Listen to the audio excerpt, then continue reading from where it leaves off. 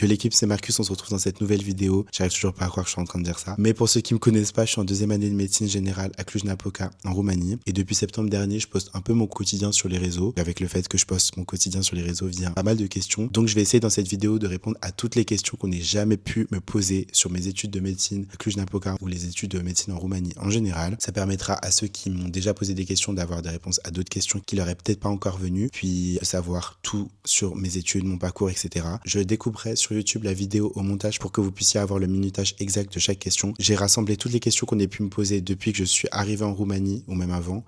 Donc, on va commencer par la première.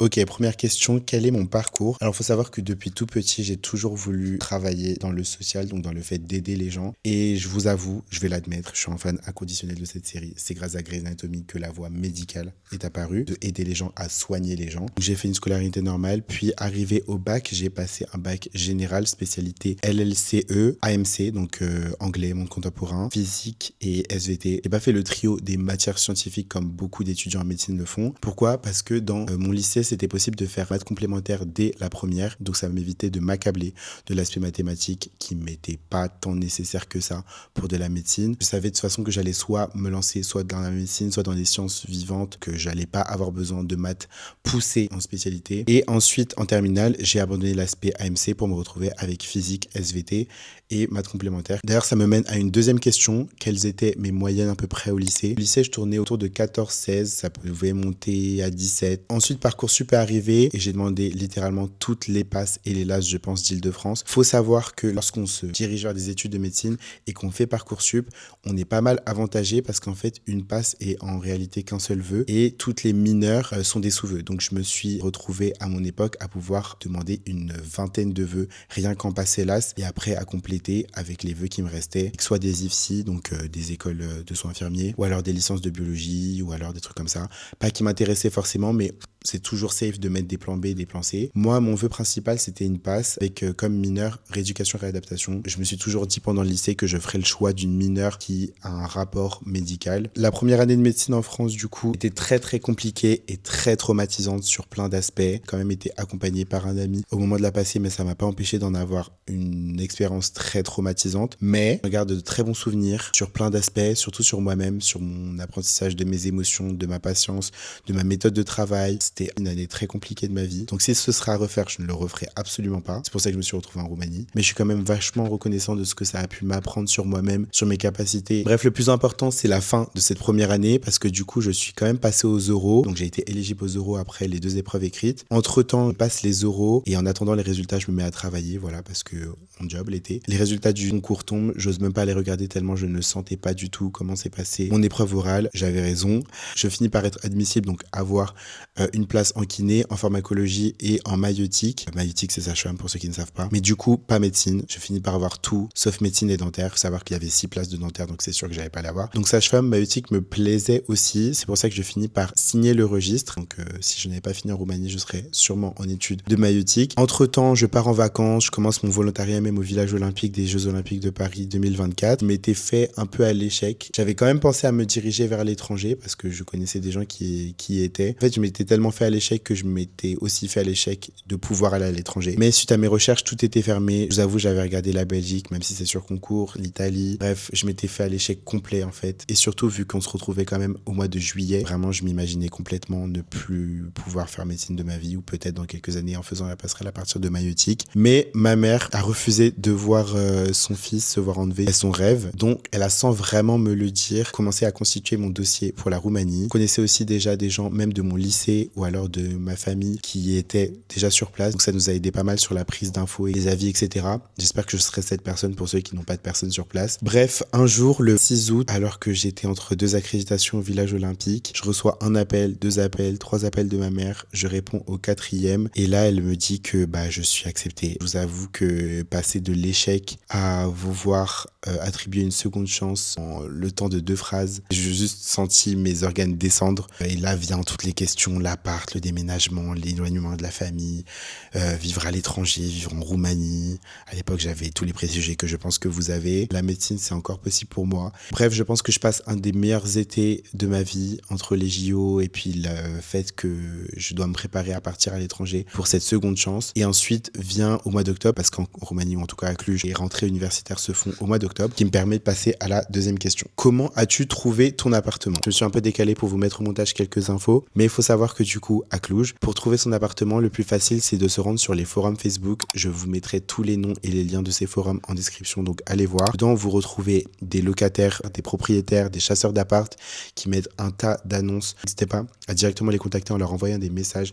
Franchement, c'est un système qui est hyper pratique parce que tout le monde est mis en relation. Soit vous passez par les forums, soit vous pouvez également passer par les agences immobilières locales. Je vous mettrai également quelques noms d'agences en description. Il faut savoir que sur ces agences, ils peuvent parfois prendre des commissions. Les chasseurs d'appart que vous pouvez contacter également sur Facebook, on peut avoir vous prendre des commissions. Mais en général, ils sont hyper joignables, donc ça reste de manière très très facile de pouvoir trouver son appart. Me concernant, j'avais quand même commencé mes recherches et j'avais sélectionné quelques apparts que je voulais visiter. S'il vous plaît, si vous le pouvez, même si je sais que je parle aussi à des personnes qui pourront pas forcément se déplacer pour trouver vos apparts, essayez de vous déplacer au maximum et de venir sur place parce que votre poids au moment de la réservation a beaucoup plus d'importance si vous êtes en face de l'agent immobilier ou en face du chasseur d'appart qui doit vous faire visiter des appartements. Avec ma mère, on est parti 1 jour et demi pour trouver un appart. On avait quand même sélectionné quelques apparts et préparé quelques visites au préalable. De base, j'étais censé prendre l'appartement en connaissance. Ça s'est évaporé pour des raisons qui me sont encore inconnues. J'ai fini par visiter cet appart, mais je vous avoue qu'en entrant et en voyant ce magnifique mur de briques qui n'est absolument pas un fond vert, on l'a pris direct. Voilà, c'est totalement possible de trouver un appart au dernier moment. Plus vous attendez au moment de votre admission, plus le secteur immobilier va être totalement bouché. Moi, je me suis retrouvé à la fin du mois d'août à devoir trouver un appart et c'était quand même déjà compliqué. Je vous dis pas que ce sera impossible, mais voilà, plus le temps passe, plus les gens se ruent sur les appartements, sachant que le prix augmente, donc ne tardez pas. Question suivante, le dossier d'admission, comment le faire et quelles sont les infos importantes? Alors, il faut savoir qu'à Cluj, c'est pas le cas de toutes les villes en Roumanie.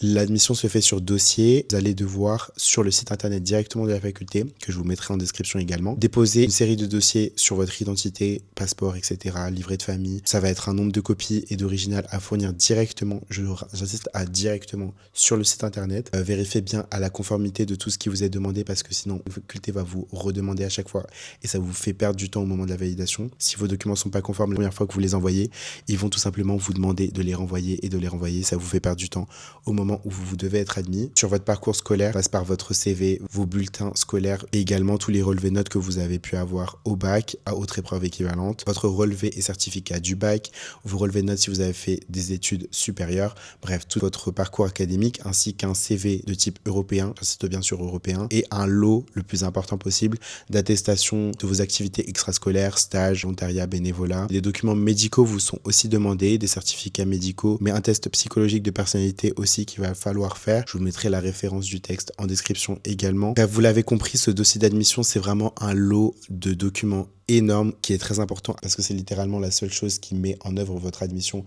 en tout cas à Cluj. Une des questions qu'on m'a le plus posée, est-ce que j'ai pris un organisme pour faire mon dossier d'admission? Il existe du coup des organismes du plus grand au plus petit qui vous proposeront le service de gérer votre admission, donc gérer votre dossier mais également votre installation, c'est-à-dire la recherche d'appartement et toutes les démarches parfois d'immigration à faire pour venir ici. Personnellement, je n'ai pas utilisé d'organisme, donc je suis la preuve que c'est possible de le faire sans. Maintenant, si vous en avez les moyens et si vous retrouvez dans une situation où vous ne pouvez pas gérer la constitution de votre dossier d'admission, pourquoi pas laisser la création de ce dossier à des professionnels qui ont connaissance des critères d'admission, de ce qui est demandé, ce qui est recherché. Ça peut être une piste si vous êtes pas mal angoissé par votre situation actuelle, que vous avez peur justement de fauter sur la façon dont vous faites votre dossier. Je n'émets aucun jugement sur les personnes qui en auront besoin parce que je peux comprendre cette situation, mais je me permets quand même de vous alerter sur le sérieux de certains organismes qui peuvent parfois jouer sur votre stress et dont on va pas se mentir, l'objectif est plus de vous prendre votre argent que vous garantir une admission. Donc voilà, agissez avec énormément de précautions, ça peut être une piste si vous en avez besoin, mais il y a énormément d'exemples et je pense que c'est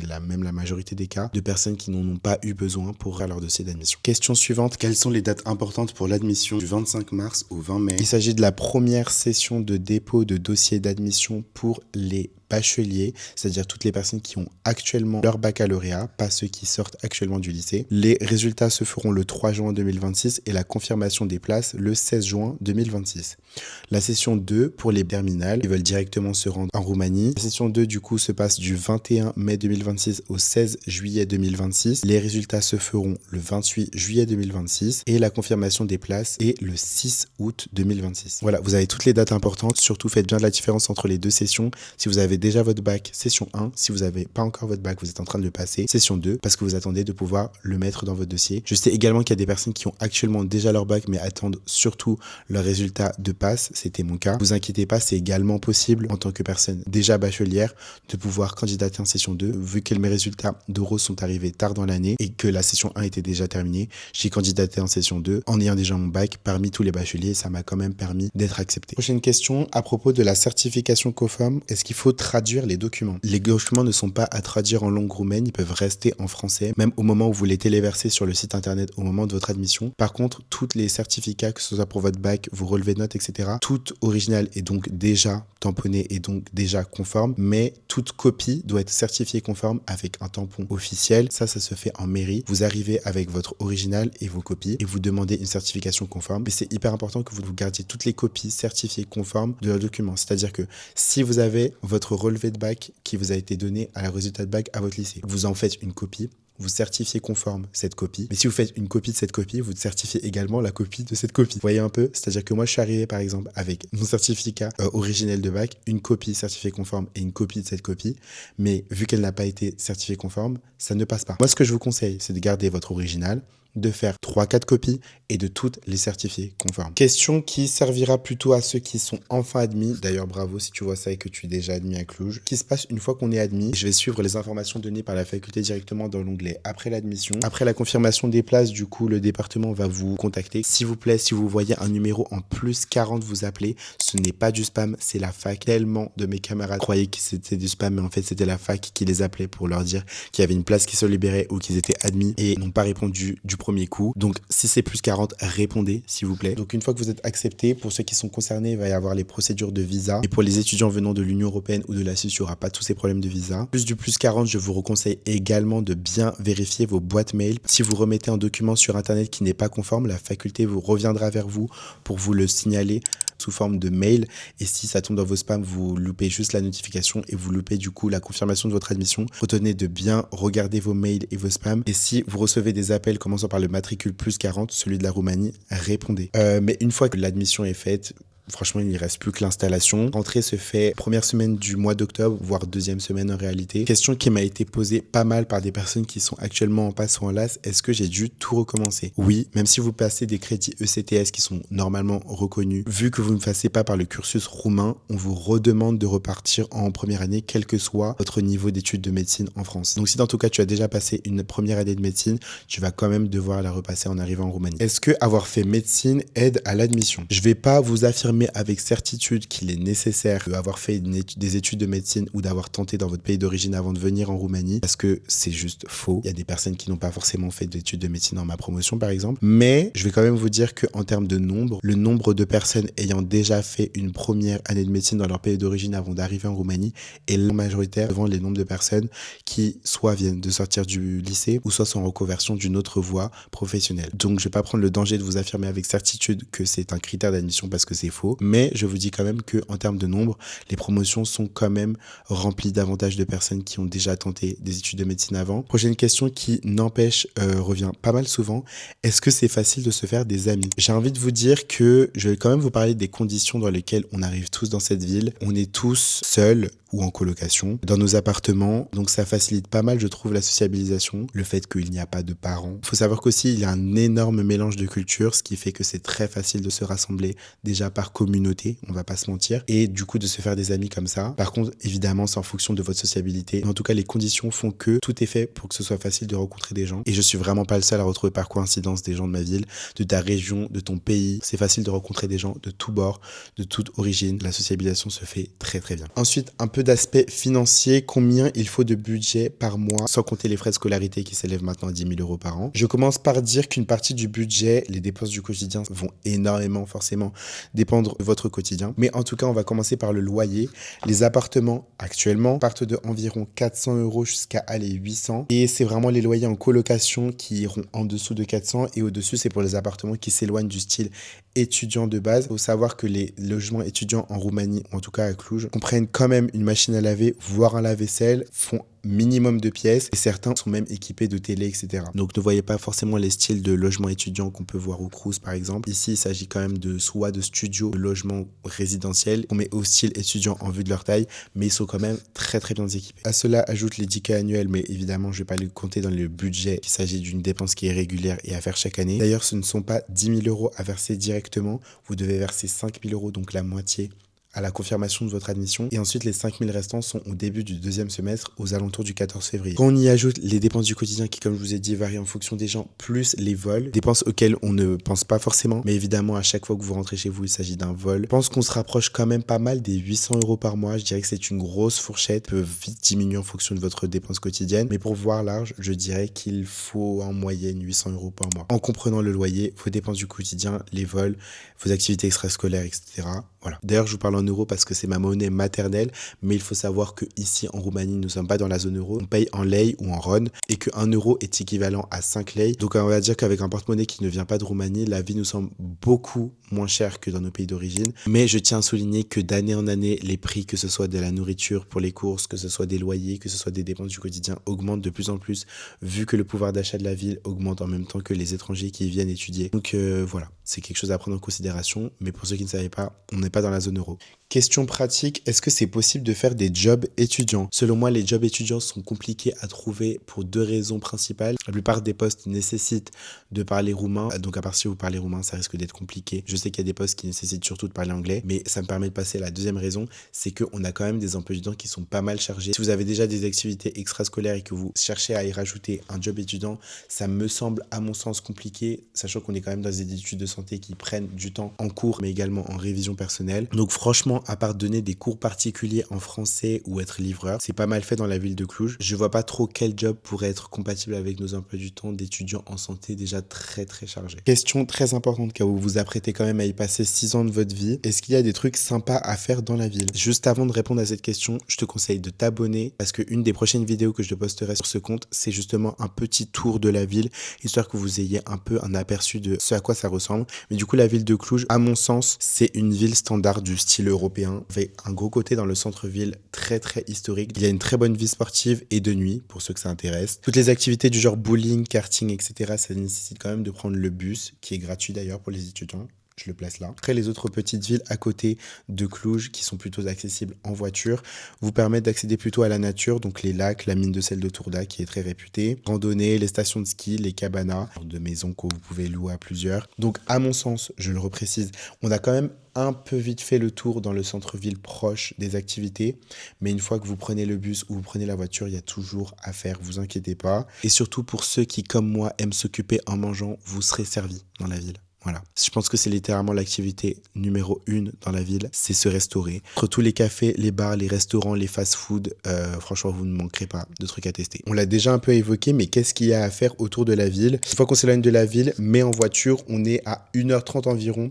de 2 stations de ski, des pistes de randonnée, des cabanas, mine de sel de Tourda, comme je vous ai dit, le château Dracula, qui est un peu plus loin d'1h30, aux alentours de 4 heures, il me semble. Et après, Budapest en Hongrie n'est pas très loin, Bucarest en Roumanie n'est pas très loin également, à plus d'1h30 évidemment, et aussi plein d'autres villes de Roumanie avec plein de petits villages à visiter. Je tiens à préciser parce que ça choque également tous mes amis qui viennent me rendre visite, mais la ville, en tout cas le centre de la ville, est à 20 minutes seulement, grand max, allez, 10 minutes quand vraiment il n'y a pas de bouchon, de l'aéroport. Très pratique quand vous devez partir ou vous revenez ou quand vous partez en vacances depuis la Roumanie. Cette question parce qu'on ne me l'a pas forcément posée, mais Cluj est également une ville très très safe, très très sécurisée. Par exemple, il est interdit de boire de l'alcool sur la voie publique. Donc c'est vraiment une ville qui est assez communément considérée comme vraiment sécurisée. Question qui m'a quand même été posée et qui me concerne tout particulièrement en tant que personne de couleur, comment je vis la Roumanie et comment ça se passe pour moi. Pareil, là je le rappelle, mais ça fait encore plus de sens que dans tout le reste de la vidéo, ce sont des ressentis et des expériences personnelles.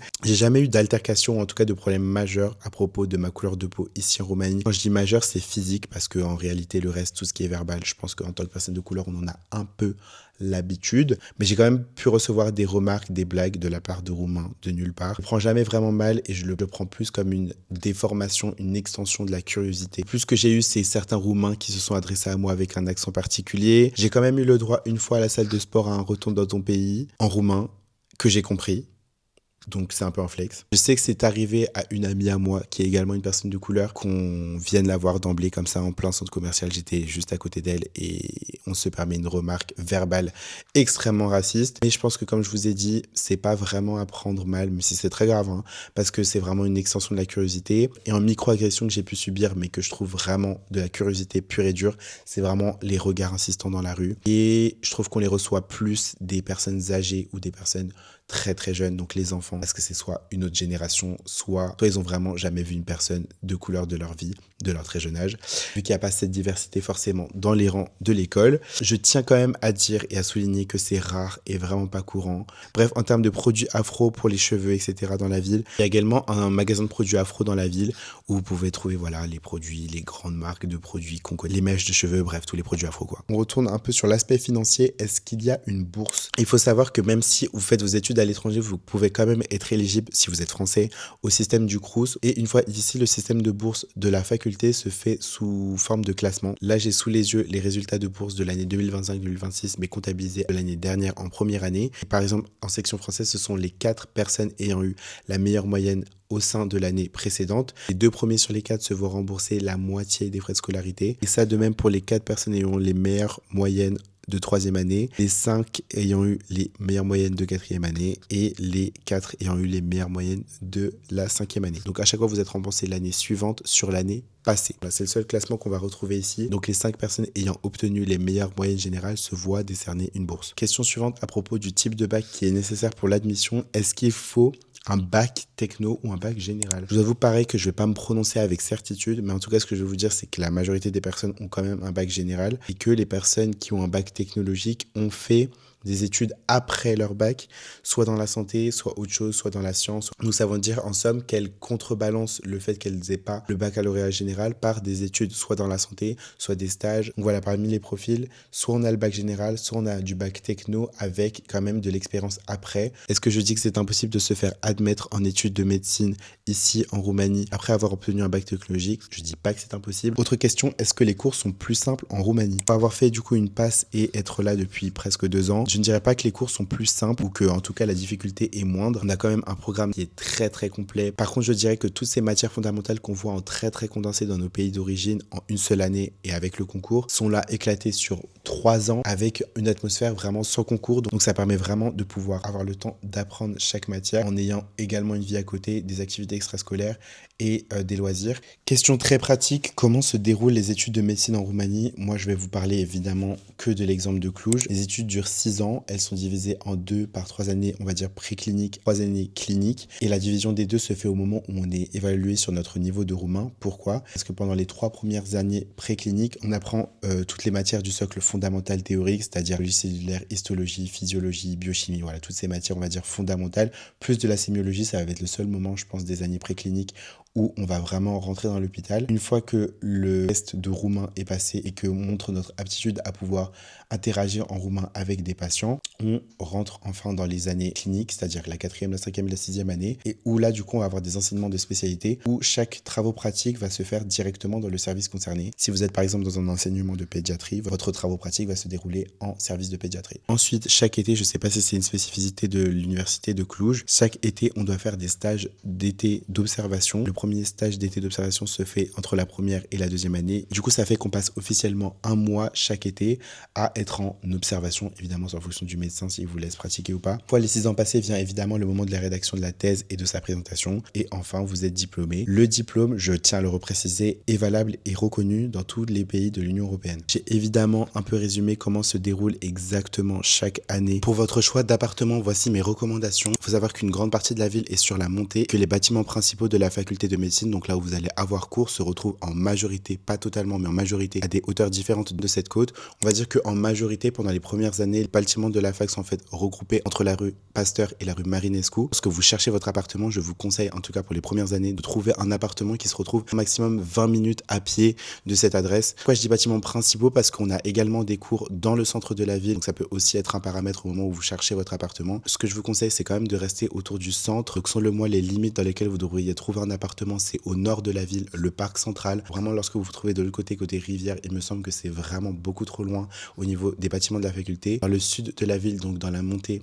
au niveau de Zoriller, mon grand maximum selon moi serait le centre commercial Sigma. À l'ouest de la ville, grand maximum l'université de médecine vétérinaire, parce qu'après la distance va être beaucoup trop importante tant que vous soyez dépendant soit du bus, soit d'un long trajet en marchant. Et à l'est de la ville, je dirais que le grand maximum serait le McDonald's. Avec les petites rues qu'il y a autour, ça reste encore faisable, mais vous avez quand même pas mal de marche pour rentrer chez vous en partant des bâtiments de la faculté. Pour les personnes qui regardent cette vidéo et qui souhaitent être admis en médecine dentaire, désolé, mes conseils ont quand même pas mal été dirigés, en tout cas par rapport à la médecine générale, vu que ce sont mes études. Mais je vais quand même vous recommander, si vous avez TikTok, de suivre avec attention les derniers TikTok de ces créatrices de contenu qui vous expliquent en détail et vous aident au maximum pour trouver vos appartements, savoir quels cours vous avez chaque année et avoir toutes les informations sur les études de médecine dentaire. Franchement, ce qui est cool, c'est que chacune vous montre un aspect différent de la ville, mais en tout cas, elle vous explique tout ce que vous devriez savoir avant de venir ici, comment se déroulent les études, etc. J'écrirai leur compte TikTok ici, mais je vous conseille les comptes de Manon, Zelda, Liemna, Clara, Océane et Sarah. Franchement, toutes à leur manière, elles vous montrent leur quotidien et vous expliquent comment vous devez agencer votre dossier, des vlogs de leurs cours, leur quotidien, leur TP, donc n'hésitez pas à les regarder. Bon ben, je crois que j'ai fait le tour de toutes les questions qu'on ait pu me poser sur les études de médecine en Roumanie. D'autres vous viennent auxquelles je n'ai pas répondu, n'hésitez pas à les poser en commentaire, je répondrai immédiatement. Je suis très rapide pour répondre à mes DM, toutes applications confondues, donc vraiment n'hésitez pas, si vous n'êtes pas à l'aise,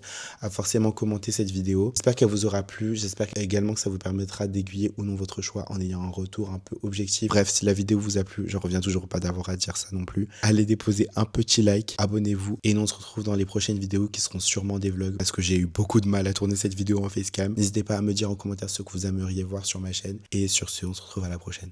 Allez, ciao. Je crois que j'ai jamais été aussi longtemps assis en tailleur. Ça tombe pas, j'espère. Il est quelle heure là? 2h55? Heureusement, je commence à 14h demain.